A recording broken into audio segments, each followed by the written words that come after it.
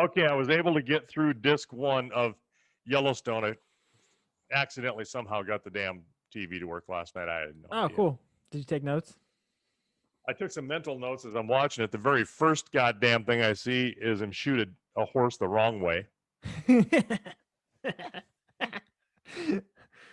The other thing There's a too is lot like, of dicked up stuff in that show that is not based in reality. Kevin Costner's a good actor and all, but I saw a trailer. I was trying to get this thing to work, and so I was on YouTube, and there's this interview he had with some popcorn guy, some movie critic that has popcorn, and okay, obviously sits in a freaking cubicle his entire life because I'm sure he's got dandy soft hands too.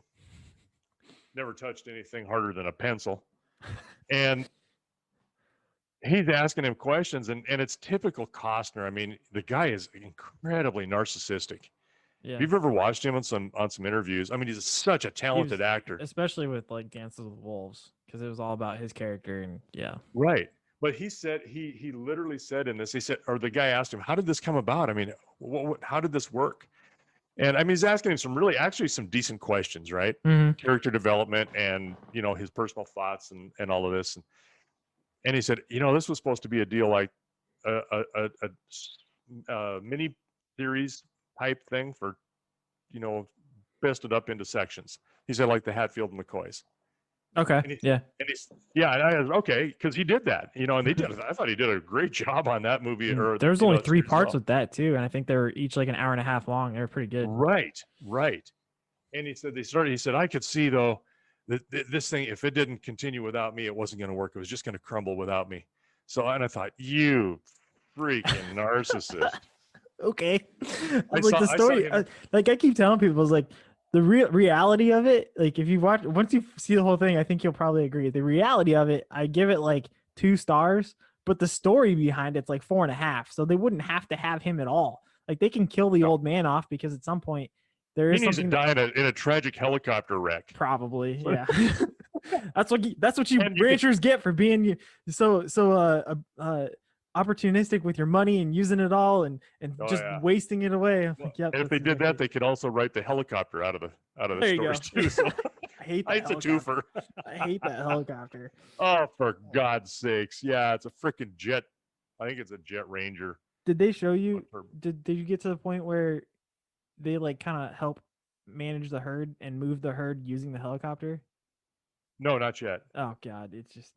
Bill Galt does that though. I know he does. And Or, I'm just like, bro, you're just coming up with but an Bill excuse to Galt's use a helicopter. yeah, exactly. I mean, who the hell doesn't want to fly? I mean, yeah, Yeah, you know. but the way they do But it, Bill it's just also he weird. pilots it himself too. But So yeah, I there's know. that. That's why I say that because I know he has his own pilot's license and that he uses it as an excuse to fly. But I'm glad I didn't have to run out there in the herd with a calf puller thrown over my shoulder, run out there and pull a calf on a cow. And as soon as I got that thing and had somebody hold its head down, yeah, you bet, laying on somebody's a cow's neck, he's going to hold that 1,300-pound cow Yeah, down. I know. That calf is amazing. I don't know what kind of mineral or what they're giving those supplements to those cows because that calf, as soon as he pulled it out, jumped up and ran off Yeah, I saw like it that. was a week old. And like it was 6. Did you see the size of it? It was like it was 3 or 4 months old. Yeah, it was pretty I damn I big. saw that. I was like, It was at least a couple weeks old. I I was know. like, yeah, because you at even you and Braden at about 250. There's no way, and Braden's strong as a bull too. I was like, there's no way you guys would hold that thing down. There's no way. That whole story was.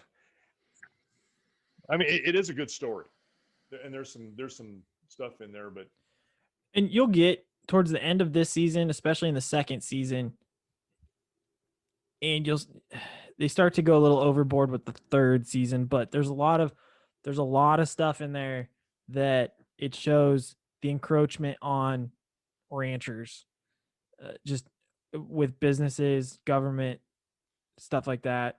And they throw in, especially in the third season, eminent domain. that started. They're starting to do that eminent domain with that resort, whatever. Yeah, and you'll see they really expand it, but there's a lot of stuff in there it's gold, and it really proves the point.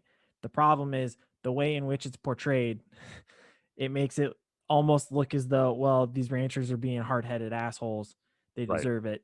Get rid of them.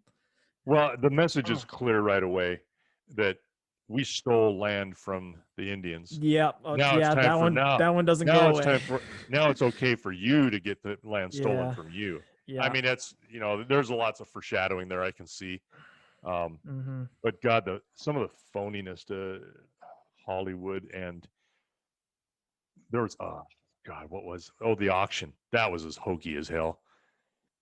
There was a livestock auction right away Oh, he where just rolls up at the end. And he's like, yeah. they're using their little cards.